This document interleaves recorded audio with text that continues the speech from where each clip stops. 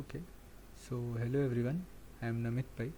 I am a PhD student in IIT Bombay, Metallurgy department, and today we would be discussing NPTEL Week 2 assignment. So let's start on that. So I hope my screen is visible to everyone.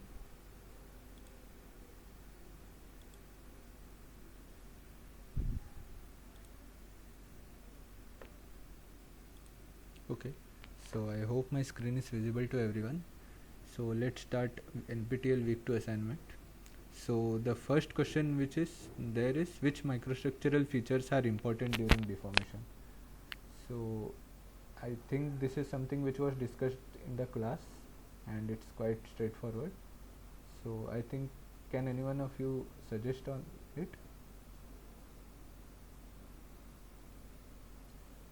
Okay, so the answer to this question is grain size, grain shape, the crystallographic texture of the grain, and the grain boundary character distribution. So those are the four most important features. So grain size is something which we saw even in the Hall-Page equation, right? In the first lecture, I mean in the first set of lectures, we had seen that the grain size and is related to the strength of the material through the Hall-Page effect. So that's the most important feature you can say during deformation. The second thing is the grain shape, or maybe you can say grain morphology. So you might have seen different types of grains, right? Like equiaxed grain, or maybe columnar grains, or lathe type of grains. So all of those shapes are also important in the grain, and they also decide the strength of the material. So the other thing is grain boundary character distribution. So you might have seen in the lectures about this, which type of grain boundaries, LAGBs, HAGBs, whether they are coincident site lattices, whether they are twins, or maybe even in the HAGBs there are different angle axis pairs. So which type of grain boundary it is can also decide the material properties. So the last thing is crystallographic texture. So that is quite important. I think you might have seen in the first set of lectures that texture is one of the important properties, because as you know, most of the materials can exhibit direction independent properties, right? Maybe in one direction the properties would be quite different as compared to 1 2. So but grain orientation in particular direction can thus affect the mechanical properties of the material. So we have to also include that. So let's go to the second question. So during deformation, what happens with the mean free path of the dislocations? So as you know, during deformation, to accommodate the deformation, you need dislocations, right? So whenever there is an increase in number of dislocations, they would start obstructing each other. So that means the mean free path between the dislocation would then decrease with increasing deformation, right? Because dislocation moment is now getting hindered by other dislocations. So let's move to the third question. So explain the difference between high angle grain boundary and low angle grain boundary. So that's the first part of 3, and the other part of question 3 is, can optical microscopy detect LAGBs? Okay, so an important difference between HAGB and LAGB is the misorientation in the grain boundary. If you have a grain boundary and its misorientation is greater than 15 degrees, you will say that it is high angle grain boundary. And if you have a grain boundary and its misorientation is less than 15 degrees, you generally say that it's a low angle grain boundary. Okay, so another thing is, you might have seen subgrains are generally surrounded by low angle grain boundaries, whereas the bigger grains are surrounded by HAGBs, which we call as high angle grain boundary. You can also differentiate them in terms of energies. Generally LAGBs has lower energy as compared to the high angle grain boundaries. Okay, and then the next part, that is 3b, it indicates, can optical microscopy detect LAGBs? So the answer to this is no. You might have seen various optical micrographs, the ones even which were shown in class. Generally HAGBs are detected by optical microscopy. For LAGBs, the best would be to go to a TM machine. So you might have seen images of various subgrains, right, in the TM images. So they are the ones, they are basically used to see the LAGBs in the material. Okay, so yeah, so the question 4 is,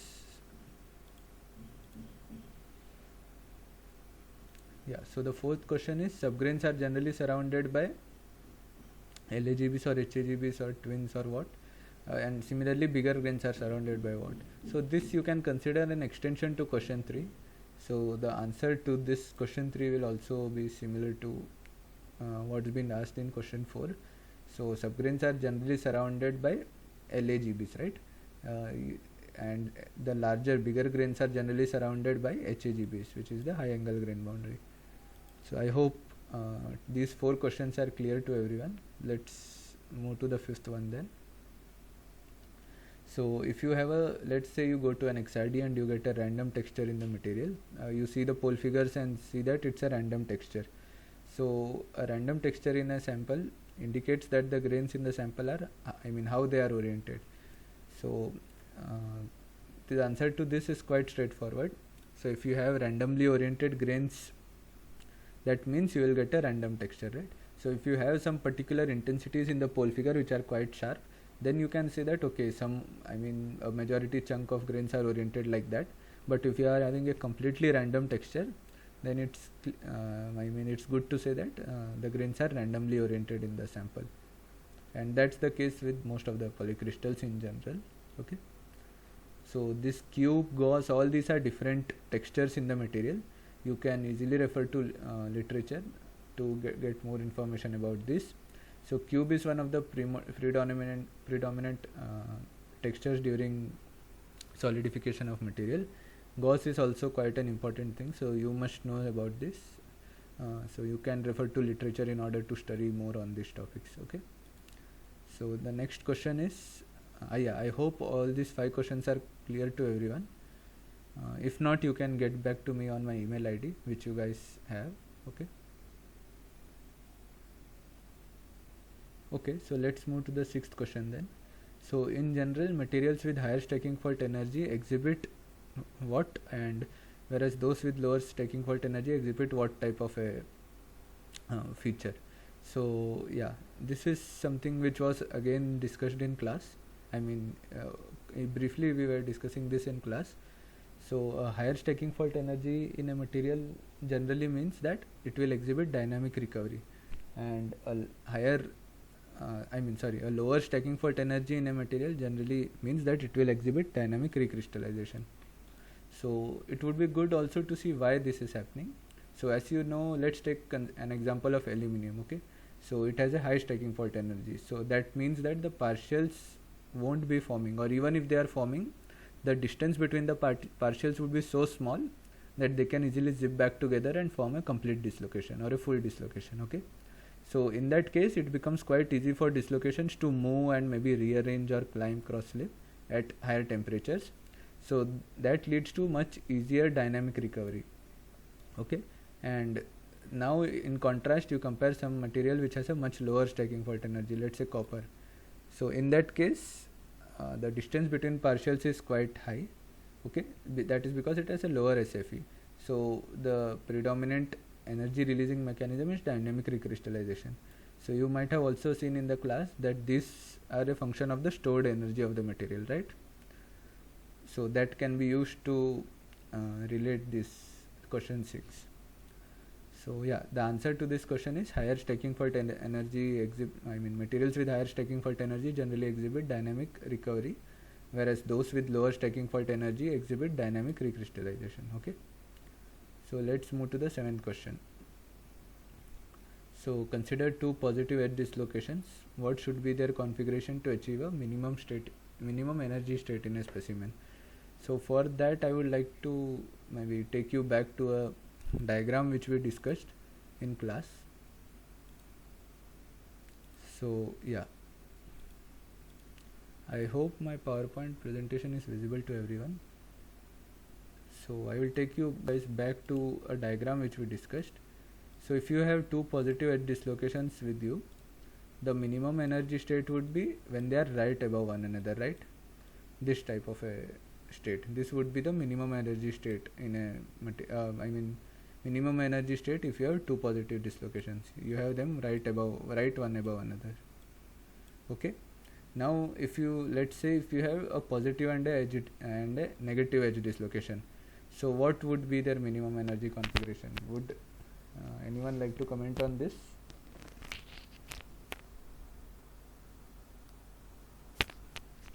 Yeah, so if you have a positive edge dislocation and a negative edge dislocation, the minimum energy configuration would be when they are 45 degrees to one another, this type of thing. So please excuse me for quite a bad drawing, but yeah, so this angle should be around 45.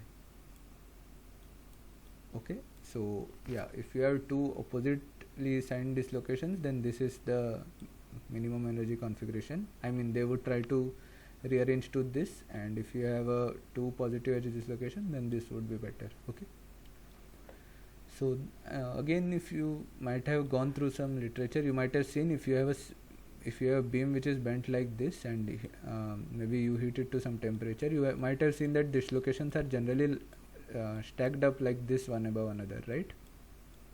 So that is another proof of what we are discussing in this question, that if you have, I mean, two positive dislocation, the minimum energy state when they would be when they are right one above another. Okay,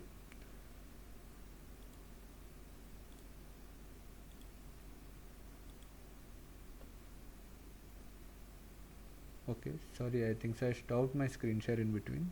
So yeah, I hope it's visible back again.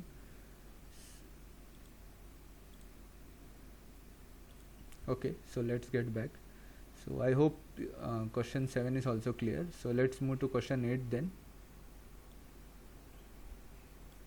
Yeah, so driving force for dynamic recrystallization is yeah, so that is something which I think so we discussed in question 6 too. So driving force for dynamic recrystallization is the stored energy in the material. Okay, so yeah, generally as we saw in the class, what happens is you have a boundary which bulges out, which we call a strain induced, I mean strain induced by boundary migration. It's a boundary which bulges out, and then it grows into a grain which has deformed quite highly. So that means I mean, from that you can get a idea that stored energy is the driving force for dynamic recrystallization. Okay, so let's move to the next question then. So recrystallized grains generated during discontinuous dynamic recrystallization are, I mean, do they are they heavily strained, are they locally strained, or you see some strain localizations, or are they completely strain free? So what do you think would be the answer to question 9? Yeah, so the recrystallized grains generated during DDRX, this is what we generally refer to discontinuous dynamic recrystallization. We generally call it as DDRX. Okay, so yeah, recrystallized grains generated during DDRX are strain free, right? We have seen this in class. So if you remember the grain orientation spread or Gauss images which the professor had shown in class, the recrystallized grains were generally I mean, they were strain free, right? They did not have any Gauss.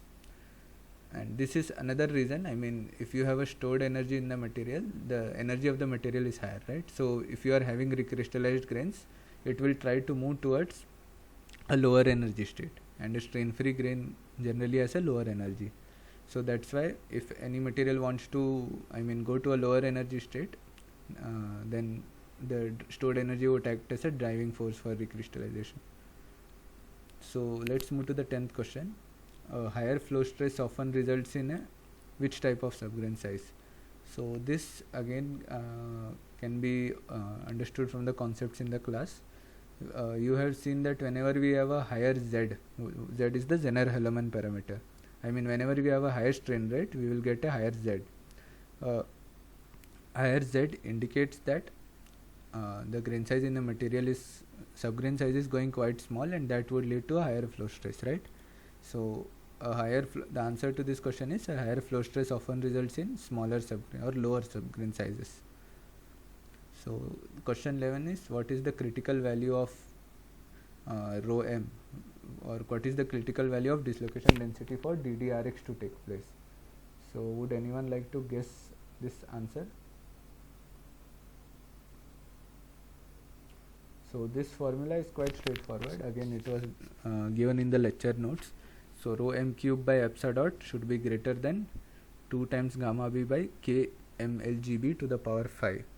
So in this case, m is the mobility, g is the shear modulus, and b is the Burgers vector, right? And rho is the dislocation density. So using that formula you can get the critical value of dislocation density for discontinuous dynamic recrystallization. Okay.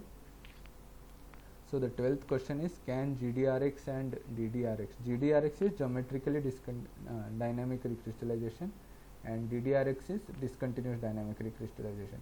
So can these, which of these can lead to changes in crystallographic texture, and which instruments you can use to measure crystallographic texture in a material? So it has two parts. So let's go with 12A first.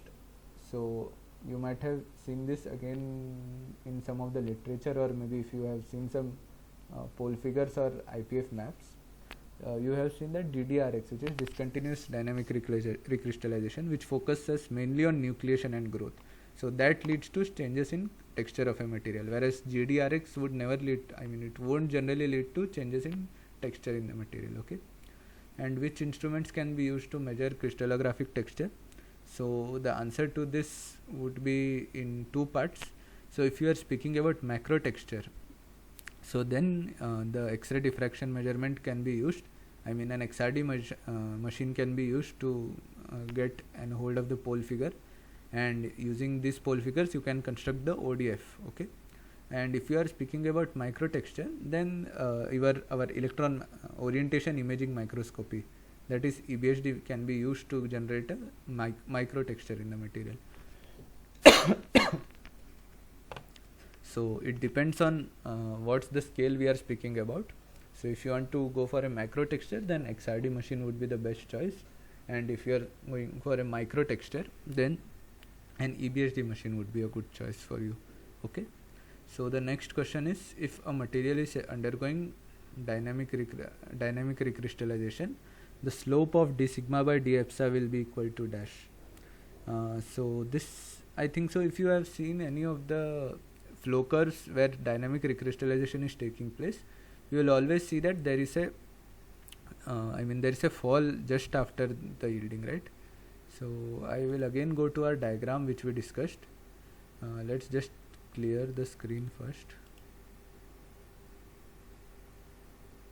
Okay, so let's take a stress strain curve. Let's draw a stress strain curve. This is looking quite odd, but yeah. Okay, so yeah, let's consider this stress strain curve. Okay, at some temperature T. So generally, if you see the flow curve for this type of if you see a flow curve for a material, you will see that for a material which has undergone dynamic recrystallization, you will see that there is a point over here which is called as the infection point. Okay, so over here you can see d sigma by d epsilon will be 0. Okay, this is what we call as an inflection point. Okay, so this is what we have been asked in this question, that if you have material which is undergoing dynamic recrystallization, the d sigma by d epsilon will be equal to 0. And you have also seen that this, till here it will harden, and post this there will be recrystallization, dynamic recrystallization, which leads to softening in the material. Okay, so this region is the softening in the material. So you have new grains which have in the material which have again come up from dynamic recrystallization, right? So yeah, you have new grains in the material which have come up from the dynamically recrystallization phenomenon. So that leads to a softening. So this is the portion where dynamic, or what you can say, DRX has happened. So that's why this is a point of inflection. So d sigma by d epsilon should be 0. So yeah, the answer to this question is, if a material is undergoing DRX, the slope of d sigma by d epsilon will be equal to 0. Okay, this is an inflection point. So let's move to the 14th question. I hope the above questions are clear. So during dynamic recovery, the rate of dislocation generation, that is dislocation generation generally happens when two dislocations are obstructed and it acts as a Frank-Read source, right? So the rate of dislocation generation and rate of dislocation annihilation, are they equal? Is the dislocation generation more, or is the rate of dislocation annihilation more? So this is what is asked in this question. So yeah, if you are considering work hardening, okay, So in that case you can say rate of dislocation generation is more. If you are considering a stage where the material is softening quite rapidly, or the flow curve is going down, then you can say rate of dislocation annihilation is more.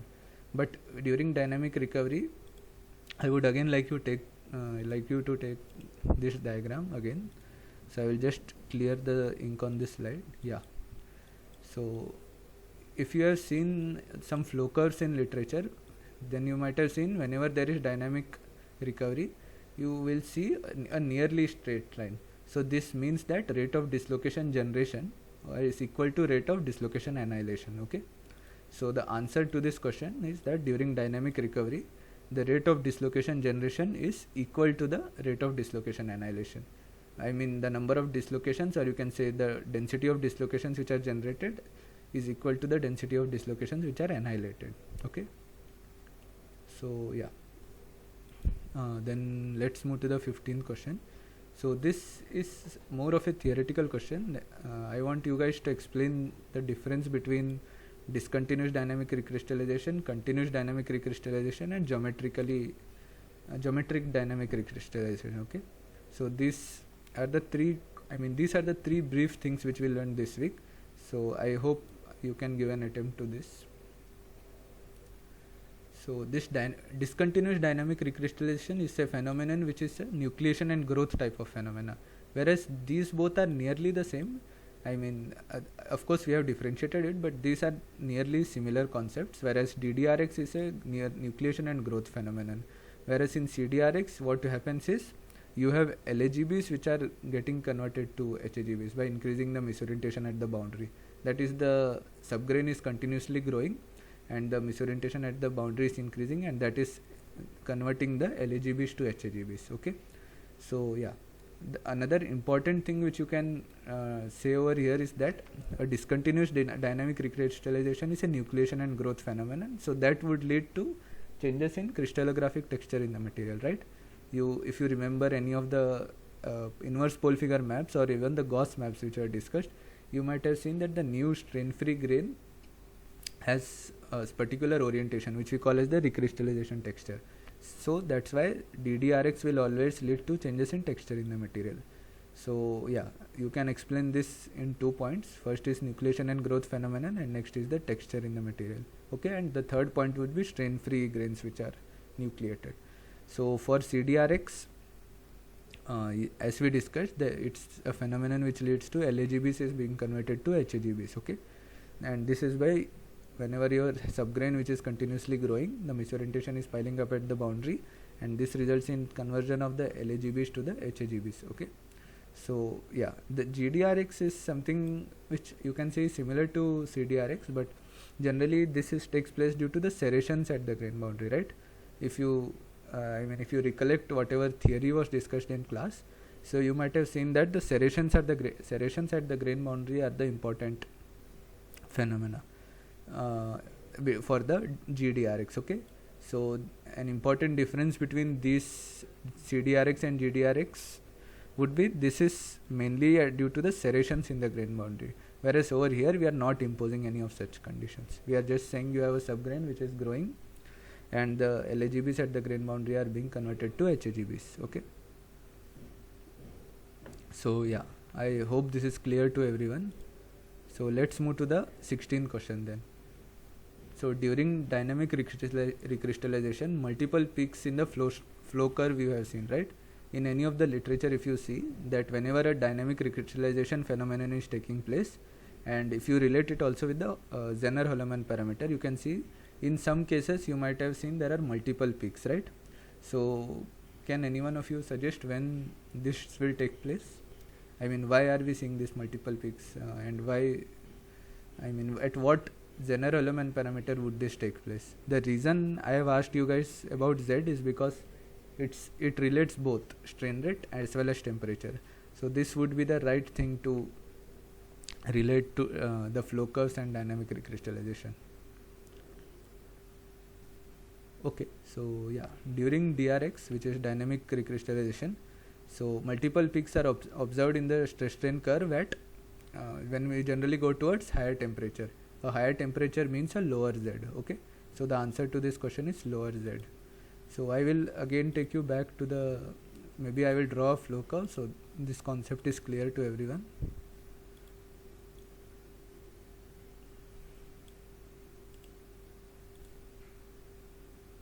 Yeah, so if you consider a flow curve, right? So an important, how will you understand that it's a DRX? That is when softening takes place, okay? So this will occur at some temperature T, okay? Let's say, I mean, you could call it a temperature T, whereas when you are moving at some other temperature, you will see this type of a serrated flow curve, you can say serrated, or it has a lot of humps, right? So this will be at a T plus some delta T. It will always be higher than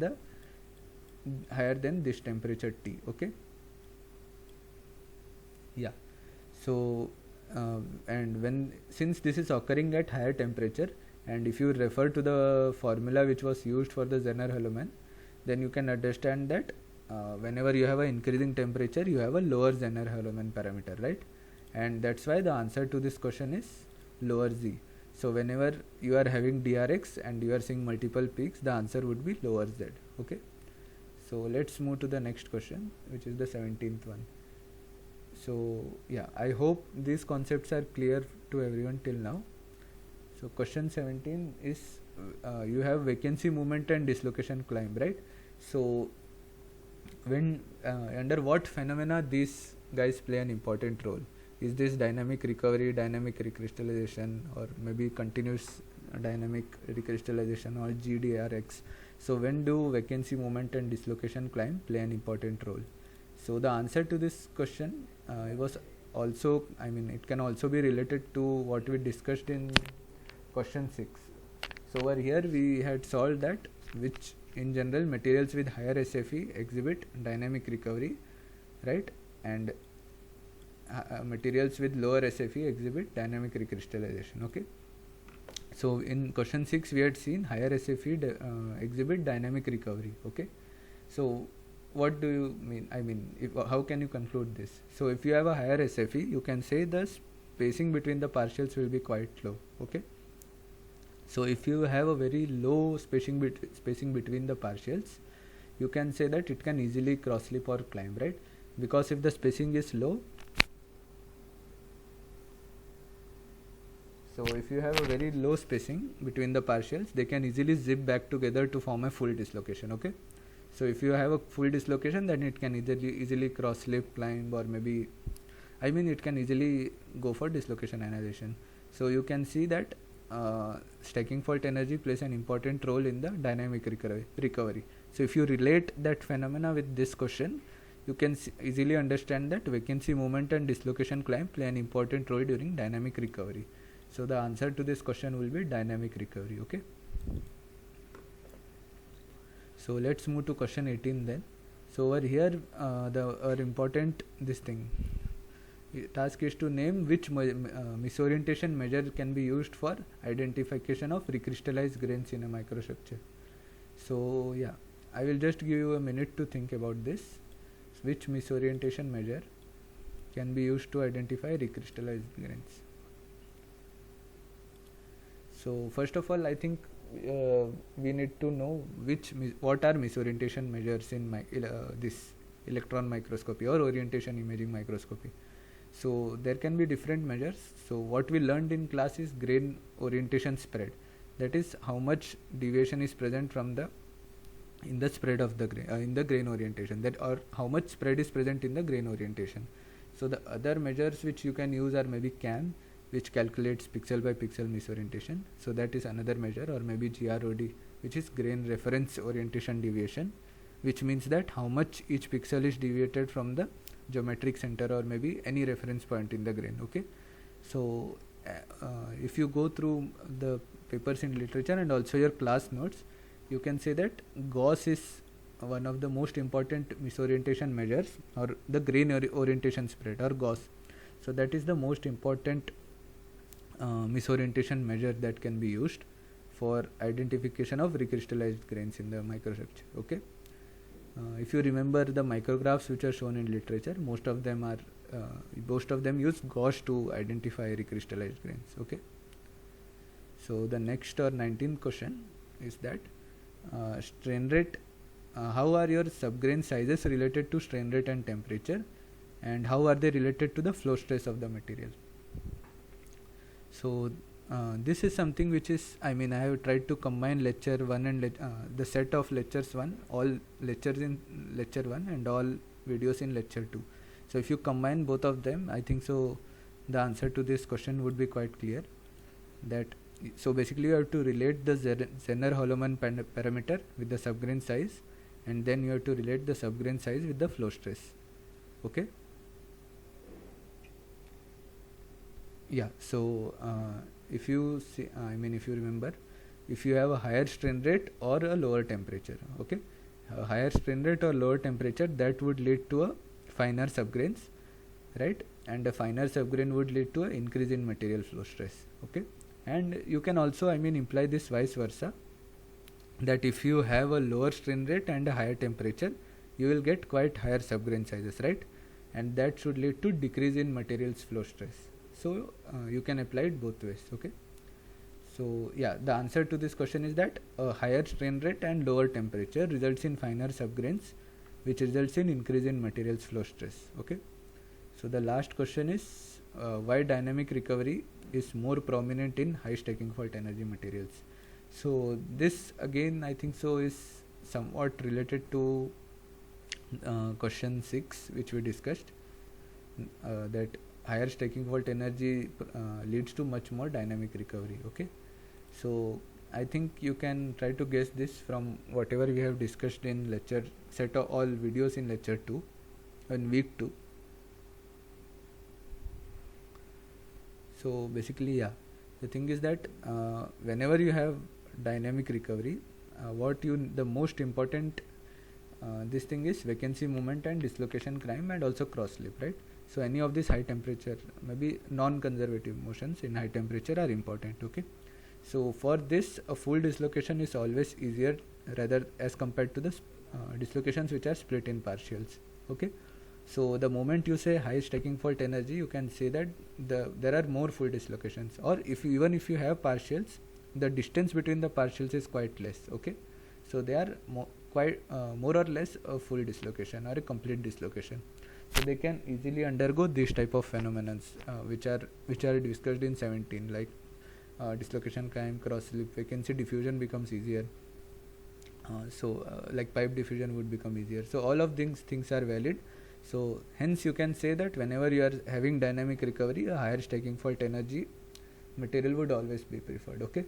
Whereas if you are moving towards lower SFE, let's say copper. So if you keep on deforming a copper grain, it will keep on accumulating the misorientation and dislocation density. Okay, because it is I mean, the dislocation can't go any of this undergo any of these phenomena like the dislocation recovery, climb, and all those things. Okay, so that's why I mean, you will see dynamic recrystallization more in lower stacking fault energy materials. Okay, so let's just I mean summarize, since we have solved all questions and there is some time remaining. We'll just summarize all of them. So which microstructural features are important? So we discussed that grain shape, grain size, grain shape, grain boundary character distribution, and crystallographic texture. So those were important. Okay, so the answer to this has been discussed. So in question 2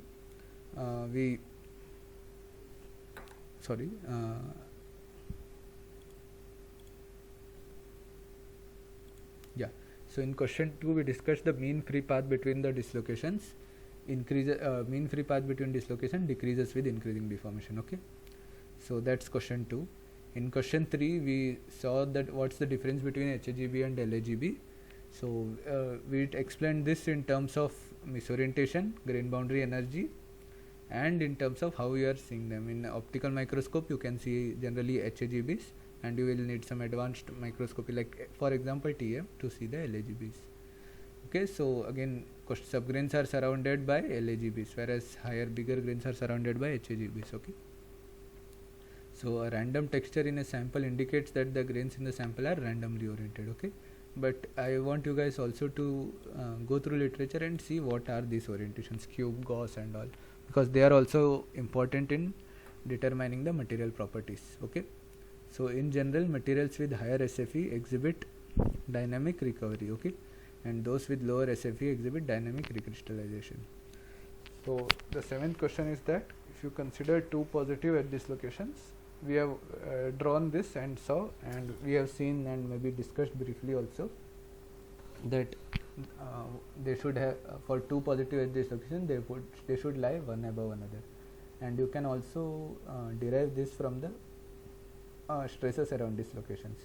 So if you refer to Derek Hull's book on dislocations, you can see that they have solved the minimum energy state between two positive edge dislocations is that when they are top of one another, above one another. Okay. So the eighth question is driving force for dynamic recrystallization is the stored energy in the material. Okay. So recrystallized gains generated during discontinuous dynamic recrystallization are strain free, right? You might have seen from the grain orientation spread. So the 10th question is a higher flow stress often results in lower subgrain size. So again you can see that as you keep on deforming the material, the subgrain sizes would become smaller, and that would lead to a higher flow stress. So what is the critical value of rho for DDRX to take place? Again we have seen this. This is a formula which was discussed in class, and it depends on various factors. So I think you can refer this to from the lecture notes, right? So the 12th question is, can which of the types of dynamic recrystallization can lead to changes in texture in the material? So the answer to this is DDRX, right? The nucleation and growth phenomenon in DDRX leads to change in crystallographic texture. Okay. So which instruments can be used to measure crystallographic texture? So again we discussed that this is XRD for macro texture, or what we call as bulk texture, and EBHD for micro texture. Okay.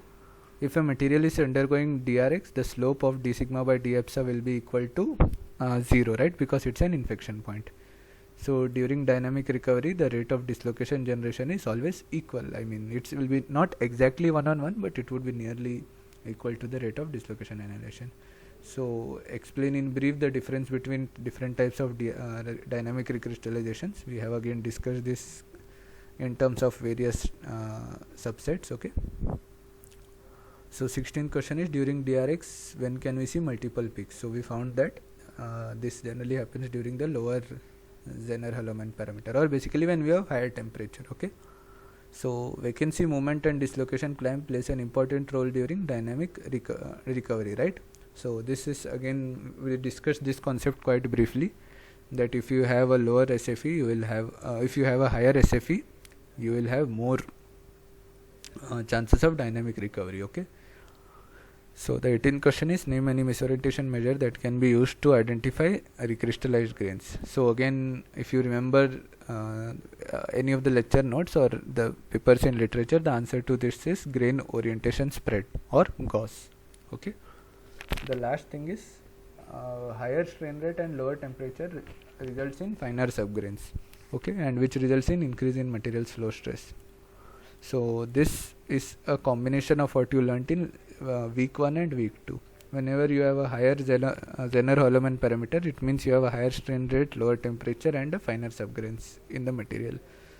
So the last question is, why dynamic recovery is more important in, or more prominent in, higher SFE. Again we discussed this briefly. It is based on various mechanisms how dynamic recovery takes place. Okay. Yeah. So I hope this is clear to everyone. And if you have any doubts, you can reach me on my email ID. Okay. Yeah. So that's it. Thank you.